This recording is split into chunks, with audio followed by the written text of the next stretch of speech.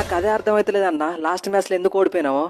తమ్ముడు, నేను బ్యాట్ పట్టుకొని క్రీజ్ లకు వచ్చిందంటేనే మీరు బ్యాటింగ్ చక్కగా చేయలేదని అర్థం. ముఖ్యంగా నువ్వు రవీంద్ర మంచి ఓపెనింగ్ ఇస్తేనే మనం గెలుతాం వీళ్ళతోని. 2 మ్యాచ్లలో మంచి పర్ఫార్మెన్స్ చేసినా కదన్నా, అందుకే ఒక మ్యాచ్ లో ఫెయిల్ అయినా. ఈ మ్యాచ్ లో మళ్ళా దంచి కొడతా చూడు.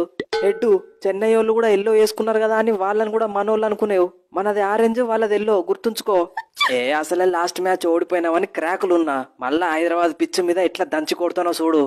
సమత్ తమ్ముడు, లాస్ట్ మ్యాచ్ మనం ఓడిపోయినప్పటికి కూడా నువ్వు బ్యాటింగ్ మంచిగా చేసినావు. ఈ మ్యాచ్ లో కూడా గదే రిపీట్ చేయి తమ్ముడు. షూర్ అన్నయ్య. Tushar bro, you are changed. నేనేం మారలేదు ఉమ్రాన్ బ్రో, ఎప్పట్లాగానే బౌలింగ్ ఎత్తానా. No Tushar bro, you changed. Last match లో నువ్వు 6 ఎకనామీ రేట్ తో బౌలింగ్ చేసినావు. రన్స్ ఇయ్యకుండా బౌలింగ్ ఎత్తేనేమో వికెట్లు పడతలేవు, వికెట్లు ఇస్తేనేమో రన్స్ ఇస్తానా. నా బాధ నాకుంటే నీదో బాధ. నీ అవ్వక మయాంక్ యాదవ్ మంచిగా వేసినా గానీ నన్నే ట్రోల్ చేస్తాళ్ళు.